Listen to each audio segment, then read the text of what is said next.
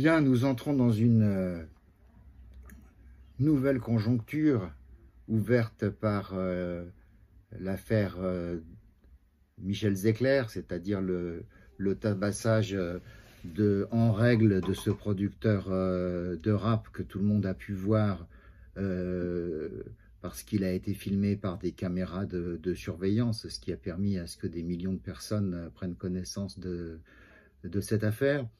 Et évidemment, comme elle tombe en même temps que la tentative du gouvernement d'empêcher la diffusion d'images des policiers en action, plutôt en exaction, pourrait-on dire,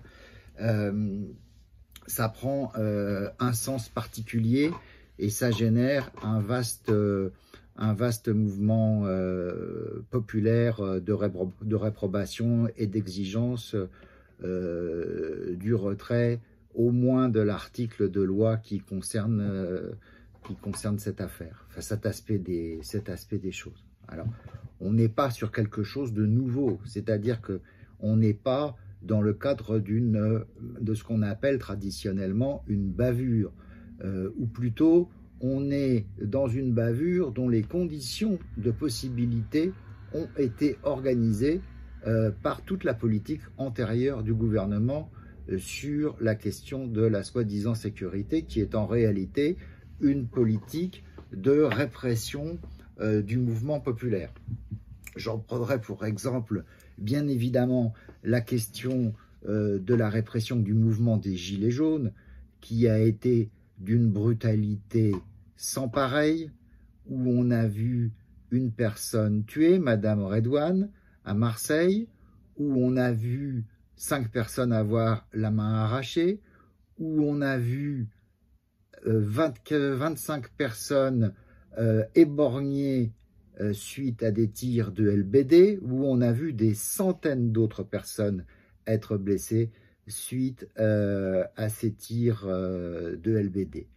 Répression qui ensuite s'est transposée sur l'ensemble des autres questions liées à des velléités de mouvement social, avec l'utilisation systématique de techniques de nassage dans les manifestations, de matraquage des gens qui essayaient de protester. On l'a encore vu au moment du mouvement contre la réforme des retraites, avec y compris des trucs qui étaient invraisemblables. Le fait que ce pauvre Martinez se fasse gazer dans sa manif de 1er mai, enfin des trucs complètement invraisemblables, mais bon, c'est pas drôle parce qu'il y a des victimes comme on vient de l'évoquer.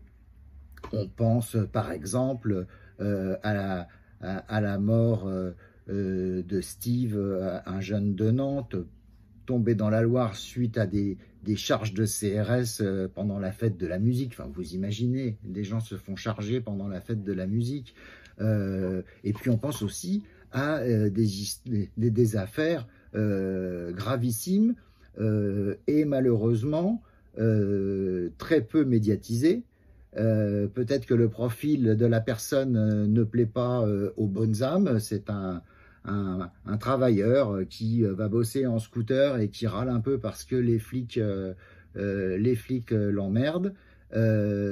Cédric Chouviat, tué suite à une clé d'étranglement pendant une interpellation policière qui n'avait aucun sens, un soi-disant outrage ou je ne sais quoi, enfin un truc sans intérêt. C'est-à-dire que cette affaire Chouviat, c'est quelque chose qui vraiment pourrait arriver à n'importe qui. Et je rappelle la réaction des pouvoirs publics suite à ça, parce que dans la foulée, notre ami François Ruffin avait tenté de déposer à l'Assemblée nationale un projet de loi dont l'objectif était tout simplement de dire il y a de toute évidence, et ça on le savait déjà bien avant l'affaire Chouviat d'ailleurs, des techniques d'interpellation qui sont dangereuses, des plaquages ventraux qui sont dangereux, des clés d'étranglement qui sont dangereuses, et donc on pourrait prescrire le fait que la police n'utilise tout simplement pas ces techniques-là quand elle est dans des situations d'interpellation. eh bien François Ruffin, il s'est fait recaler, c'est-à-dire que son projet n'a pas été examiné par l'Assemblée nationale. Et ça, quelle est la responsabilité? On est au gouvernement et à la majorité macroniste de la dite Assemblée. Donc voilà, on est dans une situation tout à fait délétère. Et quand évidemment la police se trouve couverte, si ce n'est encouragée, dans des mouvements de répression comme celui des Gilets jaunes, à partir de là, les affaires vont s'enchaîner. C'est-à-dire que certains policiers, pas plus malins qu'il faut, vont prendre ça comme un permis d'opérer des débordements en permanence.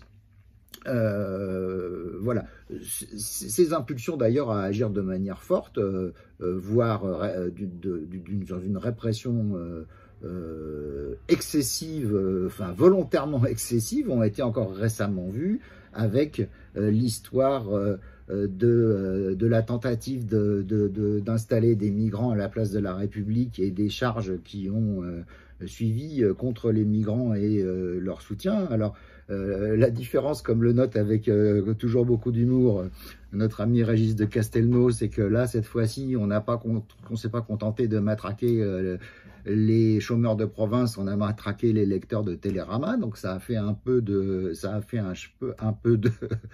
schpunz.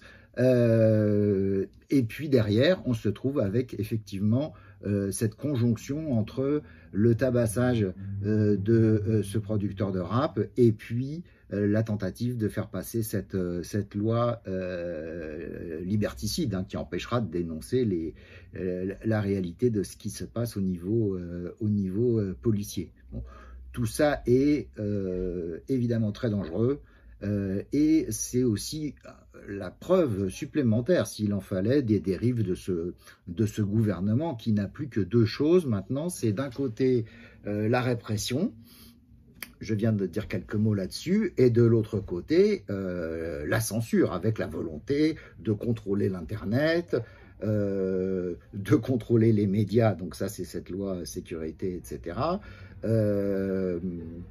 de lutter contre les soi-disant fake news, un truc qui veut absolument rien dire, alors que les premiers à propager des fake news, ce sont les membres du gouvernement. Alors je ne rappellerai pas les exploits de cette pauvre Sibeth Ndiaye qui est sortie des radars, mais pour ne garder que le cas d'Olivier Véran, l'actuel ministre de la Santé, on a quand même un mec qui aujourd'hui nous dit que si on ne porte pas de masque, on va se prendre une prune et puis on est antisociaux, etc., etc.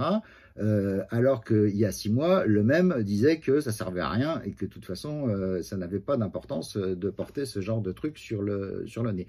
Donc voilà.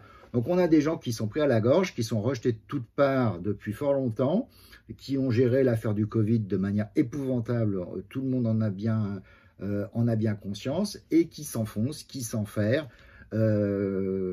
Ça sent pas bon, cette espèce de libéralisme semi-militarisé, ça rappelle une dérive un peu comme dans les pays, certains pays d'Europe de l'Est, membres de l'Union européenne. Enfin, c'est pas bon du tout. Alors, est-ce que ça va continuer? Est-ce qu'ils vont arriver à leur fin? Est-ce que cette loi va pouvoir être votée? Je n'en sais rien, je ne suis pas devin. Ce qui est certain, c'est que cette fois-ci, ils se sont mis à dos la majorité de la population parce que là, tout le monde a compris ce qui se passait. Tout le monde a compris qu'il y avait un problème structurel avec les comportements policiers parce que c'est tout le temps récurrent, ces bavures, et ça s'articule avec les répressions des mouvements sociaux. Donc va-t-on pouvoir les faire reculer? J'espère que oui, évidemment. Alors là, c'est trop gros, donc évidemment, ils vont sacrifier des lampistes. C'est ce qu'ils sont en train de faire là avec les flics de l'affaire Michel Zecler qui ont été arrêtés. Mais évidemment, le plus important derrière, c'est la question de cet article de cet article de loi. On va voir ce que ça donne. Les choses se présentent mieux qu'elles ne se présentaient l'année dernière quand ces pauvres gilets jaunes, ou il y a 2 ans, ces pauvres gilets jaunes se faisaient massacrer dans l'indifférence. Soyons optimistes.